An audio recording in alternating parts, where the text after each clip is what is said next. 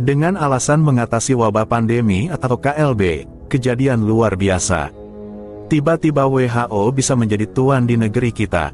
Pandemic Treaty akan memberikan otoritas yang mengikat secara hukum kepada WHO atas pemerintahan yang membuat kita tak bisa lagi menolak saat WHO menyatakan pandemi, mengunci negara, lockdown, membatasi pergerakan masyarakat tidak peduli, akibatnya menimbulkan keruntuhan ekonomi, hutang, dan kelaparan pada masyarakat seperti isu pandemi yang lalu.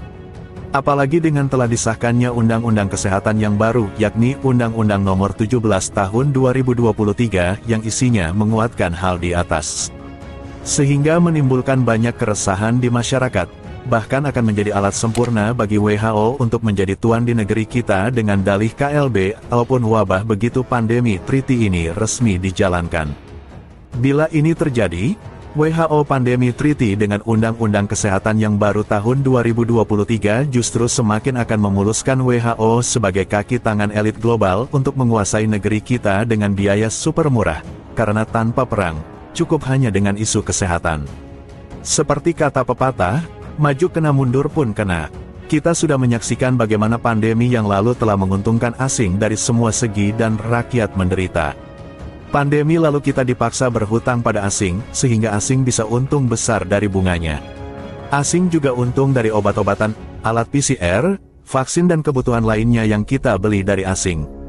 Pandemi COVID-19 yang lalu sudahlah berlalu, tetapi dampaknya masih berlangsung dan sangat terasa bagi ekonomi rakyat. Kita semua juga sekarang sudah menyaksikan bagaimana saat ini akhirnya rakyat kita yang wajib membayar semua biaya pandemi lalu, untuk membeli vaksin, PCR dengan kenaikan pajak yang semakin tinggi dan kenaikan harga energi dan lain-lainnya. Kita berharap agar pemerintah saat ini dan di masa depan bisa membayar beban hutang luar negeri yang sekarang sudah menembus angka yang luar biasa yang tidak pernah terjadi selama negeri ini berdiri. Pilihan kita saat ini akan menentukan masa depan keselamatan kita sendiri. Melalui informasi yang tersaji ini dan demi memperjuangkan keselamatan rakyat, marilah kita bersama-sama mencari solusi yang memberdayakan individu, menghormati hak asasi, dan mendorong kebebasan dalam membuat keputusan kesehatan.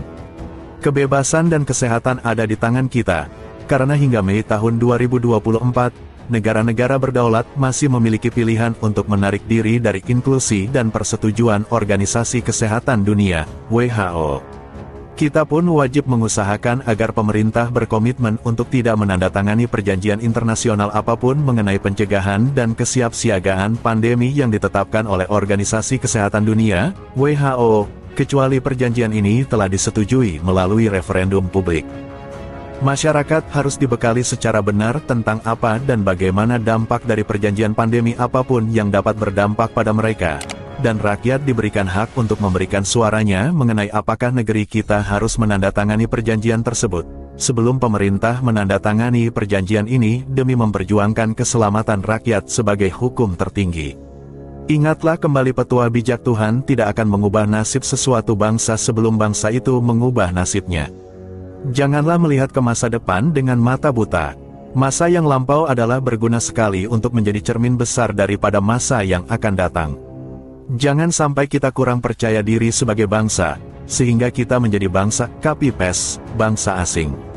Kita berhutang pada para pahlawan kita yang sudah memberikan kita hadiah terindah yakni kemerdekaan negeri kita. Jangan sampai kita khianati dan akhirnya kehilangan semuanya. Bangsa yang besar adalah bangsa yang menghormati jasa pahlawannya. Kita harus berjuang selagi kita masih ada kesempatan.